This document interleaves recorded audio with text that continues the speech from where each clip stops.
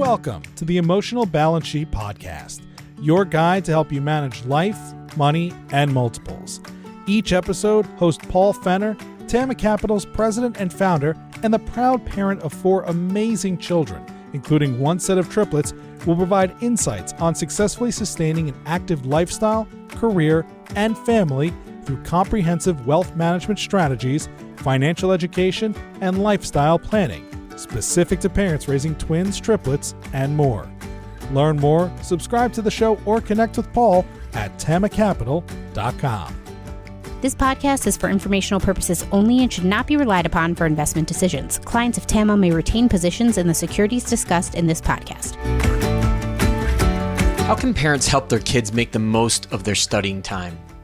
And why is it okay for kids not to like their parents when it comes to studying? Barbara Oakley is a distinguished engineering professor at Oakland University in Rochester, Michigan. Her work focuses on the complex relationships between neuroscience and social behaviors, a focus that has driven her curiosity about how people, especially kids, learn how to learn. As a parent who struggles with getting their kids to study, Barbara reminds us that it's okay for kids not to like us when it comes to studying. Other kids and teachers will tell your kids what they want to hear rather than what is best for them. Parents know intuitively what is best for their kids in the long run, but in the short term, that can pose challenges. Growing up disliking math and science because she wasn't good at it has helped drive Barbara's career in practical teaching and academic research. She has found that people can perform a mind shift, which can help unlock your hidden potential regardless of your age or background. Finally, as many other prominent guests have addressed with kids and adults on my show, Barbara talks about why it is not always a good strategy to follow your passion. Doing so can limit your options and ability to learn new things that you think are too hard, but instead could propel your life and career further than you ever imagined. Please enjoy my conversation with Barbara Oakley. Well, Professor Dr. Barbara Oakley, I'm not quite sure how to reference you, but because you wear so many hats, but welcome to the Emotional Balance Sheet Podcast. And I'm sure the listeners can tell in the sound of my voice, I am really excited to have you on. You've been somebody I've been following for years and reading, and lo and behold, you're one of the first guests in my own neighborhood. You are a professor at Oakland University here in Rochester, Michigan, not far from where I live in Commerce. So it's just an absolute pleasure to have you on. So thank you for making the time for us. Oh, it's a privilege. And besides, it's so exciting to share with someone who's so close to home. Well, why don't we start with there? Like, walk us, our audience through who you are, what you do, and how you kind of came into academia, because you have gone through so many life transitions, which is really been a focal point of this show, this podcast, these conversations I've had with people the last 2 years. So I think the audience is going to find that very interesting. And then we're going to get into some deep parenting stuff, which I'm really excited for. So I'll let you take it from there. Well, so I got into academia sort of, how do they say this, back-asswards? That's an appropriate term to use. A lot of times people go into academia as sort of the pinnacle of their doctoral studies. So they've focused on intently on one area, and they've gotten better and better and better at a specialized portion of that area. So, and usually people go into academia when they've kind of done it for years. So it takes you like 10 years or something past your high school diploma of further academia to, become, acquire a doctorate and so forth.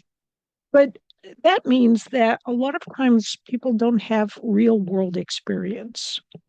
And this is a real challenge when it comes to academia, because you have all this wealth of theory, but not a lot of practical necessarily insight into what you're doing and how it applies to everyday people. But for me, I was terrible at math and science when I was growing up. I mean, as in, I flunked my way through elementary, middle, and high school math and science. So And we I, should probably let people know you're a professor of engineering. So you just said you were yeah, terrible at math and science, but here you are, a professor at a very, high-ranking school, OU, as we call it here locally, and you're professor of engineering. what's even more astonishing is I'm a distinguished professor in engineering. Who could know? But I think this is also a really a uplifting message for many of us that you can grow up thinking that you have no capability in an area. And it wasn't until I was in my late 20s that I enlisted in the Army right out of high school. I'd studied a language at the Defense Language Institute and actually learned Russian. I'd followed my passion, learned Russian really well. And then it was like, I'd go out to get a job when I want to leave the military, and nobody's interested in my sole professional expertise, which was the ability to speak Russian.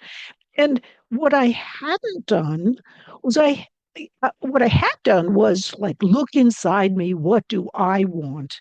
What I hadn't done was look out in the world and what does the world need? Which is common sense, but you're not told that by people. They all tell you follow your own passion. And this is why I tell people now, don't just follow your passion, broaden your passion. And if I had looked a little more broadly when I was a young person, I could have kind of gained some of just kind of gotten some of these additional skills and insights. I always thought, well, I can't learn math. I just cannot learn math. Well, actually, I could learn math. And when I was 26 and I was getting out of the military, I just kind of realized that all my friends who had some kind of technical capability were getting great jobs and I was not. So I thought, I'm supposed to be open to new adventures and new perspectives mentally. I mean, at least that's what I had pictured myself as being, that kind of person. But then I realized that when push came to shove, if I really meant that, and why didn't I try to see if I could learn in math and science, even though I had always thought I couldn't do those things? So at age 26, I went to the university. I started with the lowest possible level of math, which was remedial high school algebra, and slowly began climbing my way upwards. And obviously, it was successful, but it wasn't easy. If I had known then, though, what I know now about learning, I really could have made it so much easier on myself. And that's sort of my mission in life now, is to try to help people realize some of the tools and tricks of how their brain works so they can learn more easily and efficiently and help their kids learn more easily and efficiently. And so that's why I'm here. And and to that point, I think that's a good lead in, because really what you are known for in the industry is your courses about learning how to learn, not only for adults, but for kids and teens as well. And most of the audience knows my situation with having this unique situation of having triplets plus one, and how this transition into middle school this year has been somewhat challenging for my triplets, and that was another reason why I was excited to have you on, because I'm going back to my roots and dusting off things I've learned from you throughout the years.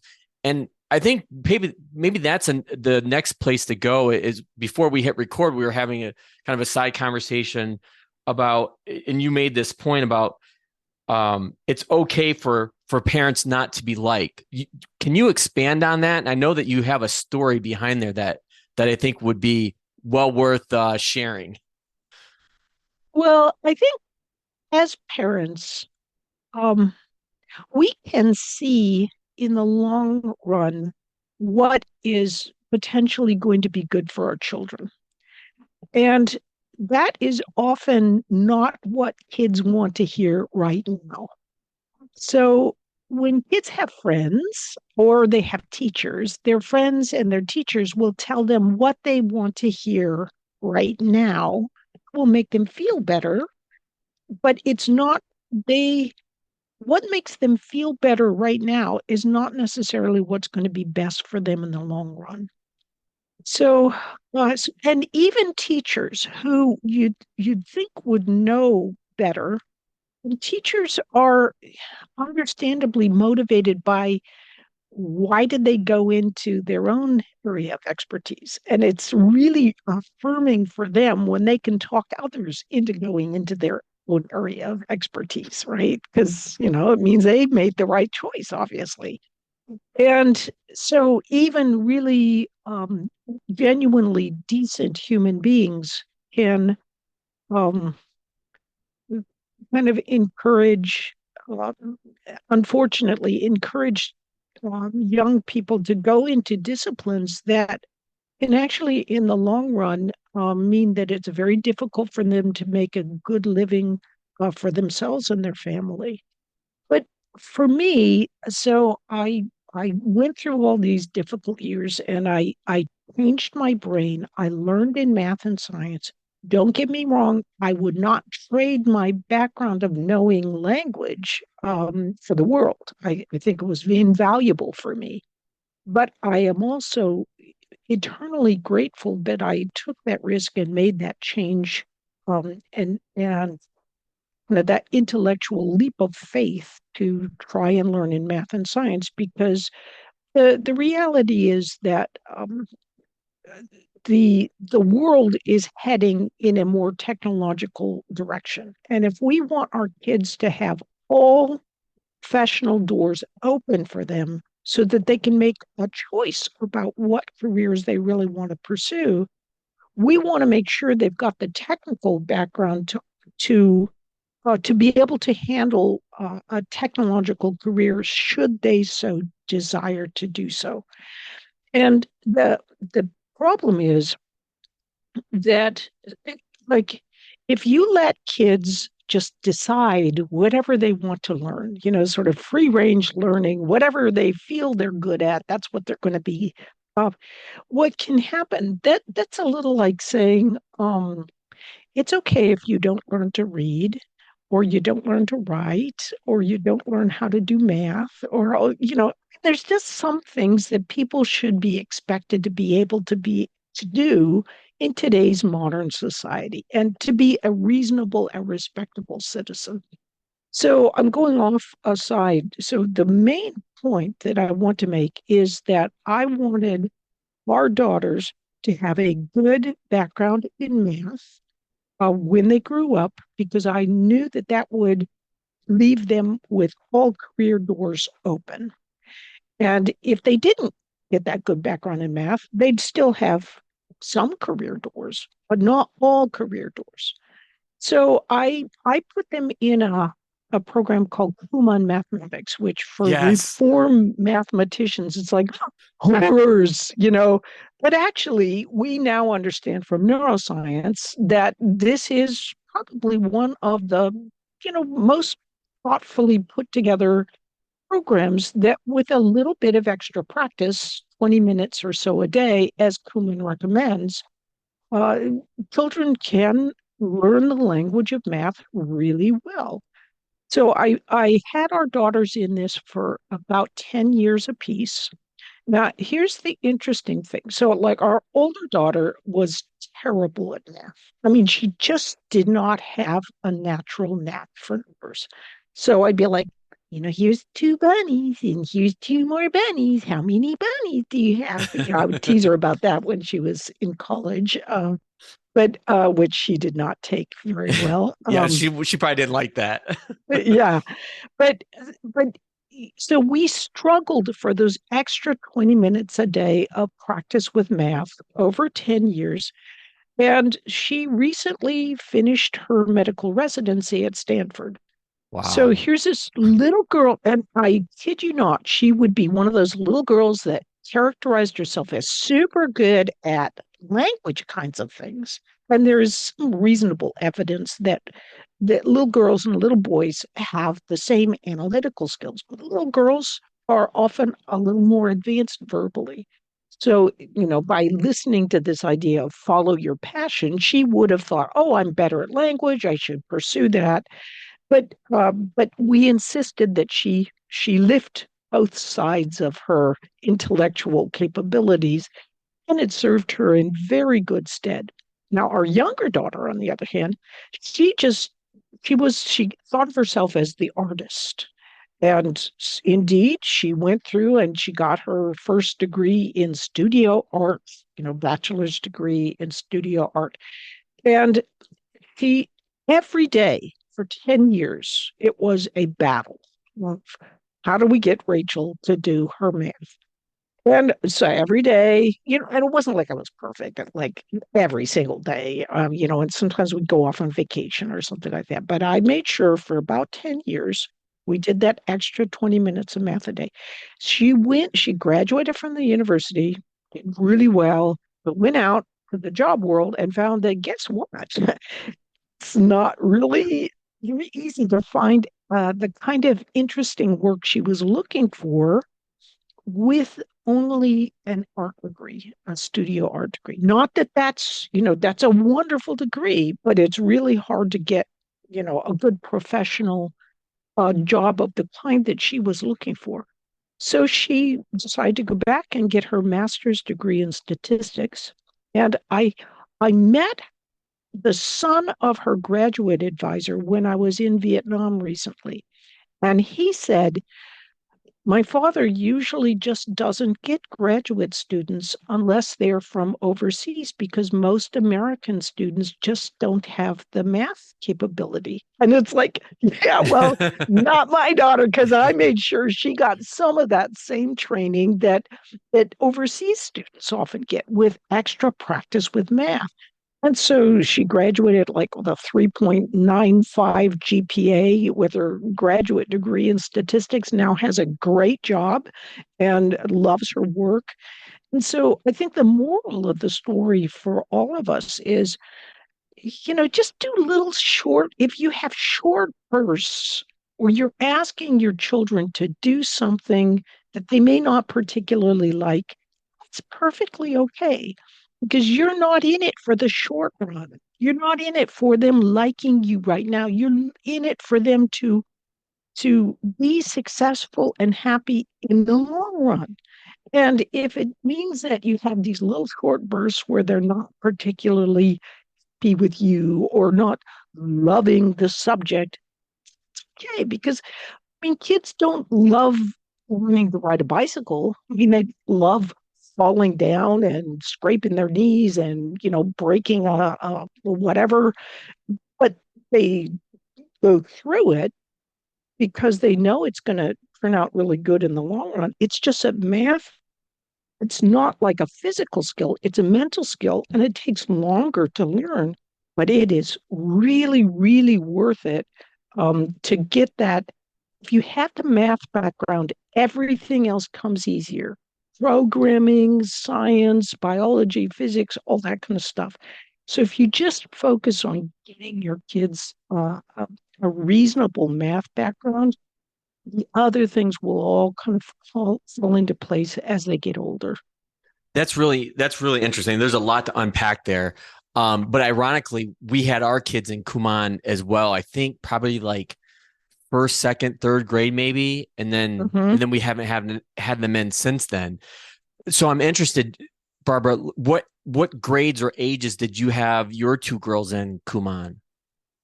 I probably had them in there, started about age 3 to about age 12, 13, right around there. And as they got, but it actually, I know parents who have, for example, I know one woman in Valencia, Spain, and she was flunking math. And so her parents put her when she was in 7th grade or the equivalent of 7th grade into Kumon, and she went from bottom of the class to top of the class and remained very good at math from then on. So she's probably started around age 12 or 13, and that's a one-off sort of thing. But the reality is that learning math is a lot like learning a language. And if you just start giving it some consistent daily practice, it will Consistent fall reps. into place. Yep. Yep. So, because that's the one thing I remember about Kumon is that going back to your point where they really want you doing that 20 minutes a day. It doesn't, it's that consistency, those mental reps, if you will. Did Right. you ever run into the issue where the style of math that they teach in Kumon is different than the style of math they were teaching in the classroom in their normal school? Yes. And I just didn't care. Because think about it this way, what mathematics educators will often tell you is there's many different ways to get the right solution. Except that when it comes to how they are explaining how to solve problems, then they only want you to have your children solving it the way they tell you to solve it. So it's like that doesn't compute. Actually, there really are many ways of solving problems. When teachers say things like, "Well, we don't want them to get the answer too quickly. They need to understand it before they really move ahead." Actually, that is directly antithetical to insights from neuroscience that say by practice, you gain a conceptual understanding. Many teachers just don't, they're busy enough thinking and things. They don't have the insight in what is actually happening in the brain when you're learning math. And that practice, I mean, it's like saying if you understand a language, that's the golden key. No, actually, you can understand Spanish as much as you want, but you're not going to be able to speak it unless you practice it while you're learning it. So, and of course, a math teacher will say, "Oh no, no, that's a completely different kettle of fish." But as an expert in both language study and in mathematics, I can tell you that it's not a different kettle of fish. Both language and learning a language, learning in mathematics involves uh, a, a deep system of the brain called the basal ganglia. And basal ganglia is involved in procedural learning. And people will dismiss this as, oh, that's just rote learning. So your rote learning of the multiplication tables, for example, is very bad because you can always look it up. Actually, rote learning of the multiplication tables is quintessentially important because it helps you internalize a feel for the number system.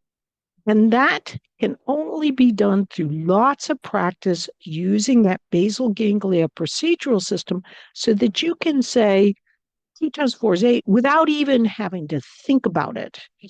And using this habitual system means that you can do a lot of things without having to think about it. And when you have more difficult ideas, you can do the other stuff super easy, because you can do it without thinking. You've developed that procedural basal ganglia set of understanding, and that only comes through lots and lots of practice. So, how did you get hooked into learning how to learn? Uh, Obviously, it's got to be something related to having your own kids, but I think there's got to be more to it than that, right? what I think so. I get these intellectual itches that I have. I just something bothers me, and it can bother me for years, and I'm always trying to figure out how to scratch it. In other words, what is the solution? So, like my latest intellectual itch involves the um the idea of when you are relaxing your brain in default mode, that actually is uh, connected to um, creativity, but also to anxiety. But it's not supposed to be related to anxiety. If you look at one body of research, it says it's not related to anxiety, it's related to safety. And the other says default mode, mind wandering, is related to anxiety. So I'm trying to reconcile these two different bodies of research. And it's this big intellectual bug that actually arose because I was just in Nepal at a Buddhist monastery and speaking with about meditation there. And this whole issue of that default mode network and whether it calms you or whether it makes you upset is a big deal. So I'm going off, sorry, on a tangent. No, this is actually really interesting because this is something I personally struggle with and know others that do, that are like the quintessential type A personality, hard driving or whatever. We don't know how to shut it off. Like, and if you just give me 5 or 10 minutes to sit down and do nothing, I will probably fall more on that anxious side than I will be able to relax. And Teresa will tell you the same thing. It's like, yes, that's Paul. He does not know how to relax anymore.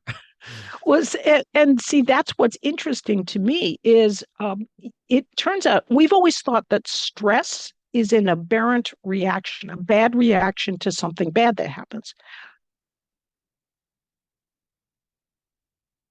And you're really stressed. It's an aberrant reaction when good things happen.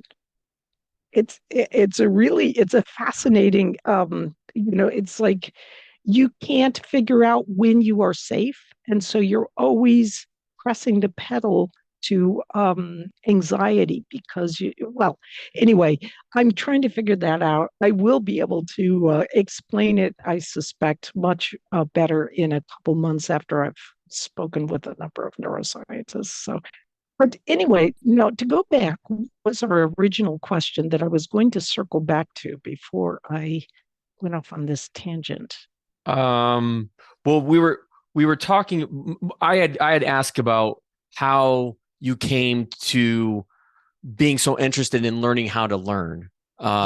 Yes, that's right. And the essence of it is, so I thought I couldn't learn in math and science.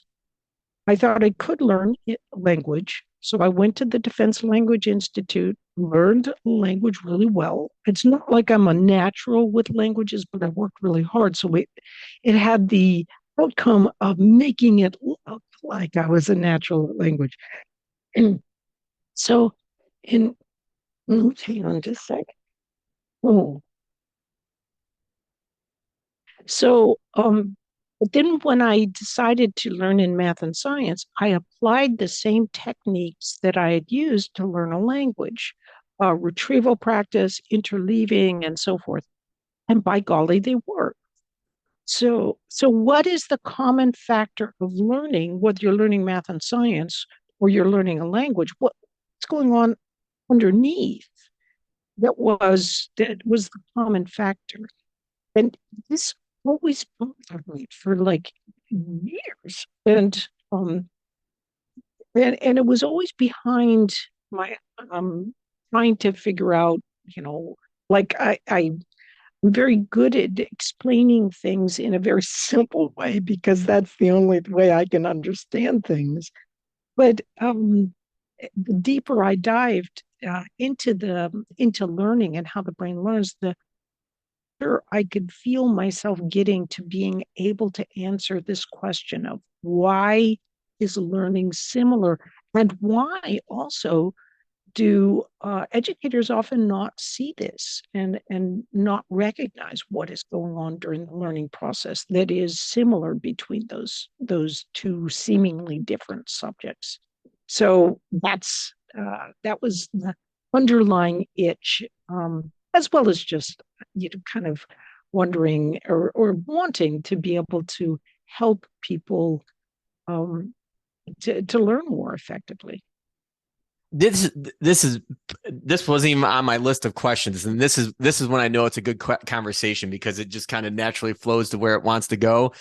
But given that you're a professor at the college level, do you see a lot of kids that just come in unprepared, like not knowing how to learn the right way or how to study? Like, because that's one area that when I talk to parents, I've had other guests on that have been high school teachers that have retired, that have started their own businesses to help kids learn how to study, because it's not taught in, middle school or high school level, it seems like these days. It boggles my mind how little students actually know about how to learn effectively. One thing that is quite interesting is if you look at the World Economic Forum, the OECD, and what their top 10 skills like for 2015, for 2020, for 2025, in the past, like for 2015 and 2020, they have top skills that involve things like critical thinking, working well with others, but learning how to learn never appeared on their list until the most recent one. What are the top critical skills expected to be needed for 2025? That's when now suddenly near the top of the list is learning.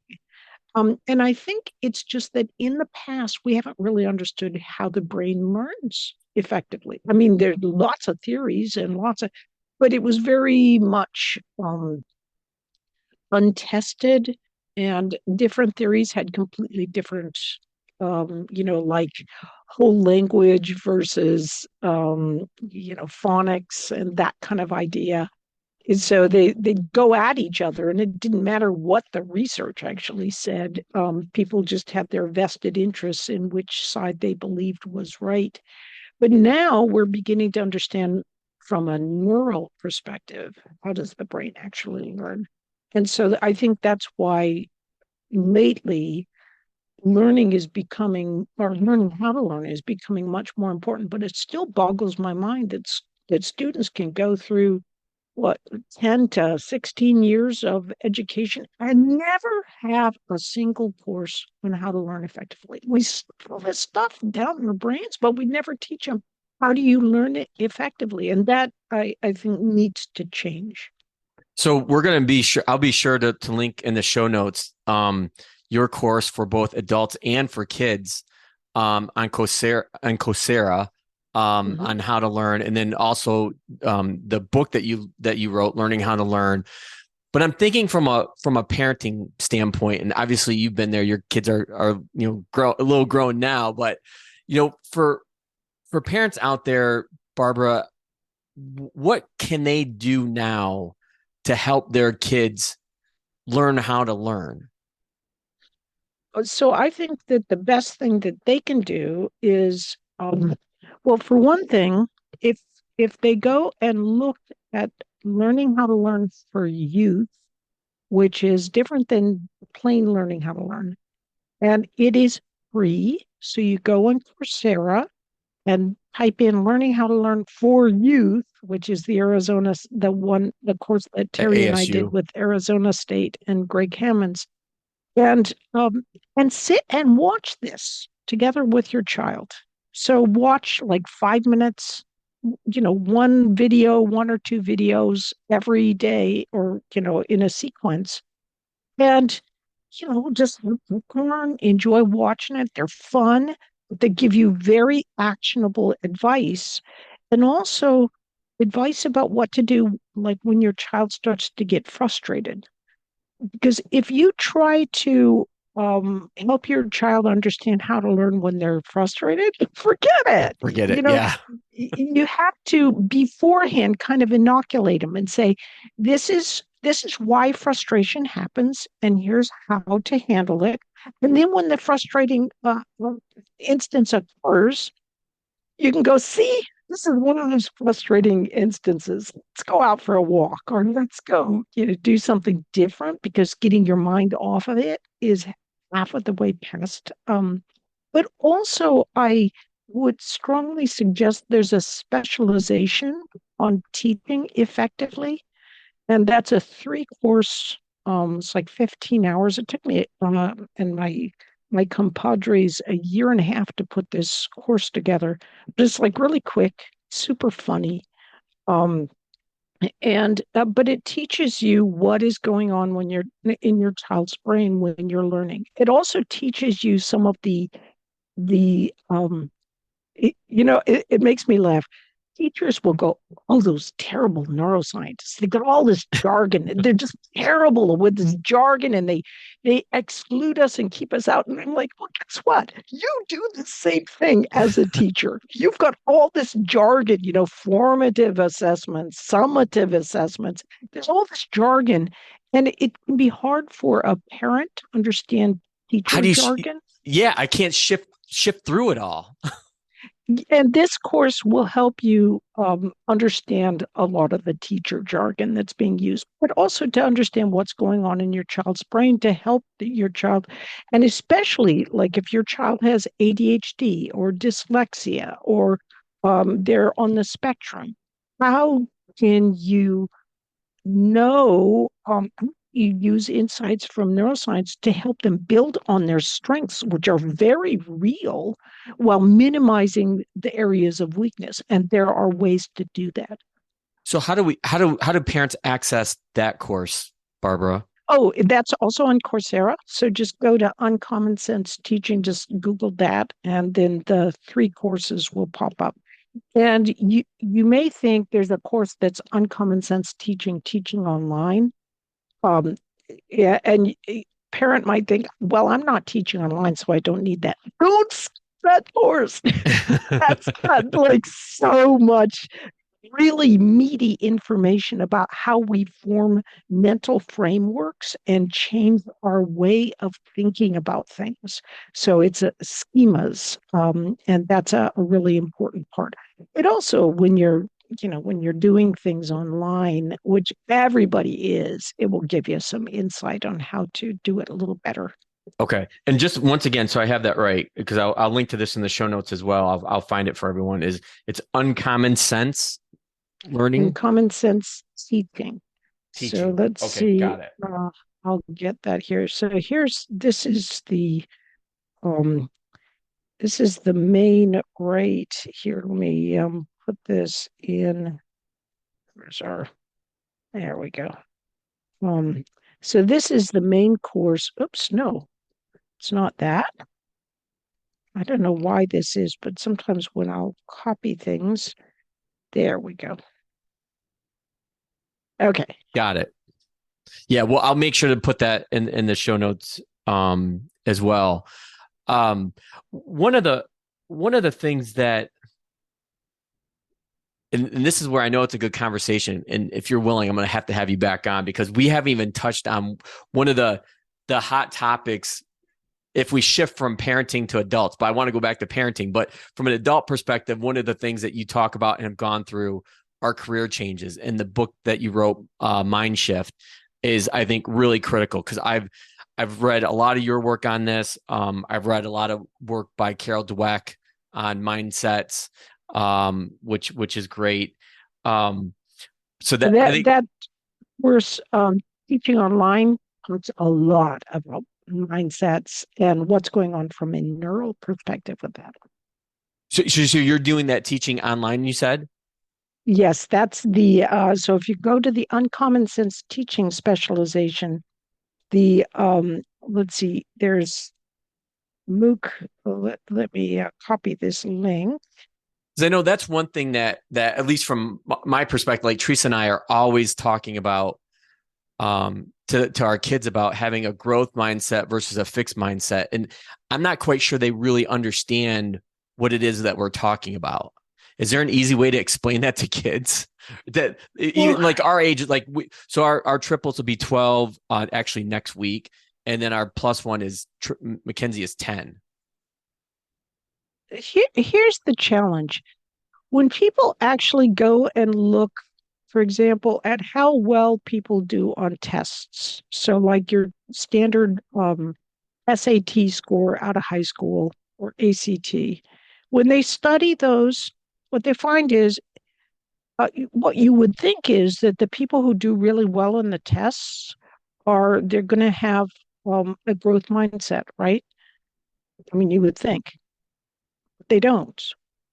I mean, it turns out that having a growth mindset has nothing to do with how well you do on like college preparatory tests and so forth. And in fact, there's some reasonably good evidence that growth mindset can make a difference with small populations of really at-risk children. But if you look, for example, at what I had like the anti-growth mindset as a child. I was convinced. I remember sitting in front of my chemistry teacher, and it was basically like I was sitting there going, "Okay, dare you see if you can put something in my brain?" And of course, he couldn't because I I think didn't. you wrote that in one of your books. Yes, yeah, poor Mr. Fry. Uh, um, but it's. I mean, it doesn't help kids to say, "Well, you just can't do it yet, and you can change your brain." Doesn't really. I mean, aside from because you're not crawling inside their brain and actually changing their mentality. To my mind, and I think there's some pretty good evidence for this, what really helps kids is teaching them concrete strategies for how to learn more effectively. That gets that growth mindset without just sort of pontificating in ways that are, in some sense, ineffectual.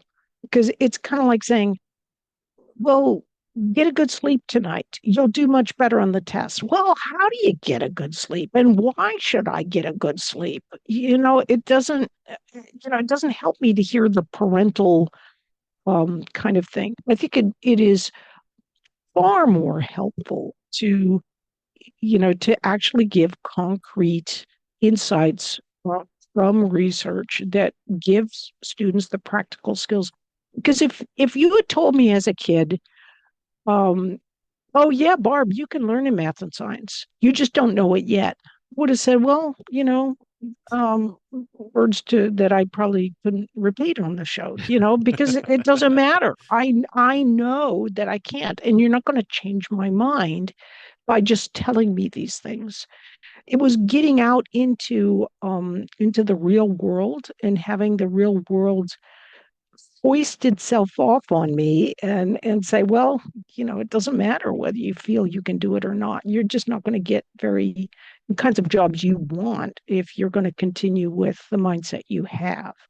So I am not I think growth mindset arose from a good place in the heart, but I don't think that spending millions and millions of dollars, and in fact, there's by school districts is actually it's a way of kind of getting out of the hard work of good teaching, because all you have to do is tell teachers, oh, see, just wave your magic wand, say that they can change your minds, and it's super easy, and and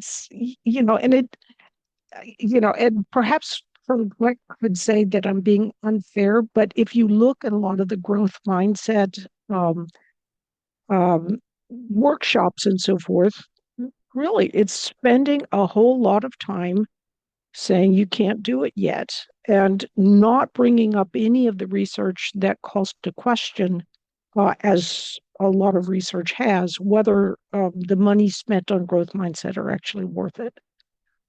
That's really interesting. I was wondering what your take on that was. So if I go back to the point you just made, and I jotted this down, to focus on what helps kids to teach them concrete strategies to learn. So going back to being a selfish parent for a moment again, is what would one that you would, I guess, recommend parents go out and try to do with their kids to try to give them something concrete, some strategy to help them learn better? So the number one strategy I hear from literally thousands of people all around the world. I mean, if you count all the language versions, it's well over 4 million learners on learning how to learn. I'm glad that you pointed that out, because I wanted to make sure that people knew that this is not, you and your team have put in a ton of work on this, And the fact that you've gotten, 4 million people to go through this, I think it's just around the world too, is amazing.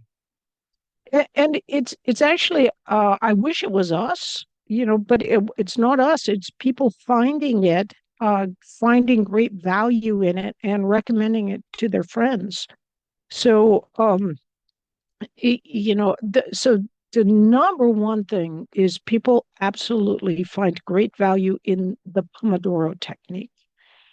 And this is a very simple technique where you just teach children to eliminate all distractions for a few, remember, that's short bit of time. So that means no cell phones, nothing popping up on their computer. Give them a timer. There are tomato. This was devised initially by Francesco Cirillo, an Italian. Italian.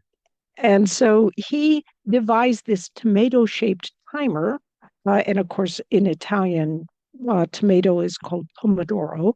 And so this cute little tomato-shaped timer is what he recommended using, but you can use any timer.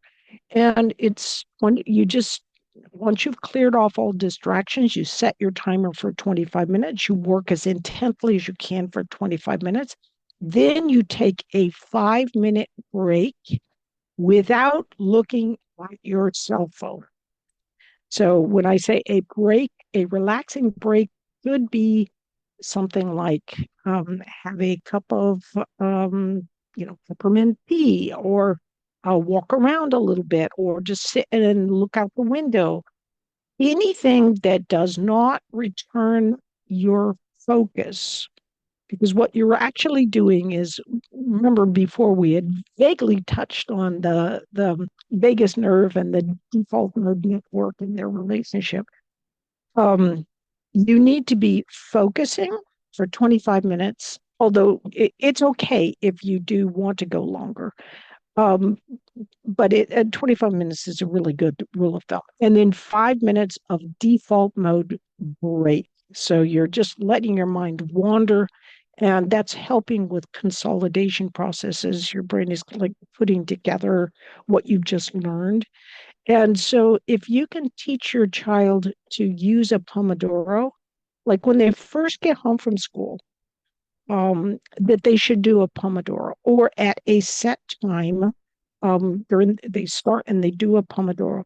If your child is younger than about 15, or maybe, it depends, because like a 13-year-old, some 13-year-olds can concentrate better than I can, but generally for younger children, a good rule of thumb is whatever their age is plus one. So like if they're 9 years old, they can do a Pomodoro for like 10 minutes.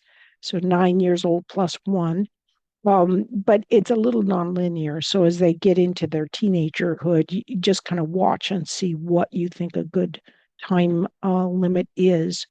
But teaching them to focus without distraction and without, mind wandering for just those short periods is invaluable, will really help them move ahead. And then teaching them about things like focused and diffuse. And as they get frustrated, they need to go into the default mode network, the diffuse mode, and retrieval. When you say diffuse mode, does that mean just backing away? Backing away and not focusing on things. So just letting your mind wander. I'm glad that you brought up the Pomodoro, because I'm a big fan of Scott Hanselman, who I've had on the show before. And that's where I first learned about this Pomodoro, probably close to 10 years ago. But I've always wondered, why does that work so well? Like if you can get in that habit of doing it, like research, anything I've read on it, it's like, this is like what you should be doing. But like, why does it work so well, Barbara? So there's a number of reasons why. So first off, when you even just think about something that you don't want to do or don't like, it activates a portion of the brain, the insular cortex, that experiences pain. So your Such brain as goes, math. yeah, or like taxes. Let's say you're going to do your taxes. Well, Your that's my brain area of goes, expertise. So I actually look forward to doing taxes. oh, there we go. Well, my husband's really good at that. So, but let's, just pick something but it's obviously not my area of expertise. But, whatever a child might not be so fond of, as soon as they change their thinking to something different, the pain in the brain goes away. So what the Pomodoro does is they found that the pain in the brain, if you work through it, it will disappear in about 20 minutes. The Pomodoro is 25 minutes long. So at least for adults and those doing the full Pomodoro, it gets you past that feeling of, oh, I don't like this, into this mode of, oh, okay, I'm kind of in the flow. And that's why you can end up doing it longer. But there's plenty of evidence that switching, if you're multitasking, as in task switching, so you are reading Yeah, a book, but really bad. you're going off and, looking at your cell phone and you're going back and forth. Research shows you lose anywhere from 30 to 40% of your productivity by doing this multitasking. So the Pomodoro teaches you how to not multitask for limited periods of time and gets you used to that. So you're able to be more effective that way. And it's really a helpful, a lot of what's going on now in, what uh social media and so forth is meant to distract you. So if you just teach yourself not to be distracted for brief periods of time, it'll get your brain back so that it can work more effectively. When you do want to use it to focus with. So, there's several different really good things that the Pomodoro teaches you to do that are right in line with what we know from neuroscience to be, very helpful. Well, I mean, to me, like you just stole my show because that was like one of my questions I wanted to ask you, like why that works so well. And so I'm glad that you explained that for everyone, and I hope that they'll give it a try. And I'll put some additional information in the show notes on that as well. But like I was probably saying a few minutes ago, probably longer than a few minutes ago, I could keep you here all day, but I know I only have you for a finite period of time. So hopefully we'll get you back on to talk about a little bit deeper dive into your career and how to make career shifts, because that's usually a topic that people that listen to the show are really interested in. But to wrap up, I want to ask you the closing question that I ask all my guests, which is, you have a unique family. I'll let you explain it here in a second, but what is the best thing about being a parent? Oh, well, I can tell you what it is right now is staying here at our daughter's house. We're in our trailer beside her house, awaiting the birth of our grandchild. That will be Oh, happening this month. So sometime in the next 20 to 30 days, we will be grandparents. So that is one of the fantastic blessings of being a parent. And I just have to say it has made our whole lives, our children have made our whole lives. They are it not forgetting about the I mean, I'm a workaholic. I love what I do. I love learning about learning and learning about how the brain works. But always having that background of my wonderful family that's what makes everything worthwhile. So just don't forget your family. But I think most people nowadays know that their family is super important. well, I already know when you come back on next year, just be prepared. My closing question for you is, what's the best thing about being a grandparent? So I'll Ah, I'll, I'll give you some time to get that one under your feet, if you will. But well, I can that's already give awesome. you a clue that it's spoiling them rotten and then giving them back. Yeah, I experience that often with our sets of grandparents. So, but Barbara, I cannot thank you enough for being on the show and going through the detail of learning how to learn, because I know that this is a very hot topic, not only for myself and my wife, Teresa, but a lot of the parents that I work with, that I talk to. We're all kind of struggling with this. So I know that getting this information out is going to be great. And I can't thank you enough. And again, I'm looking forward to that next conversation already. Okay, well, I'm looking forward to it too. So have a wonderful holiday season, and I'll have plenty to share with you when I return. Thanks, Barbara. Okay. Thank you for listening to this episode of the Emotional Balance Sheet Podcast. Please visit tamacapital.com to subscribe to this podcast or to connect with certified financial planner and registered investment advisor Paul Fenner of Tama Capital. And please join us again next time on the Emotional Balance Sheet Podcast.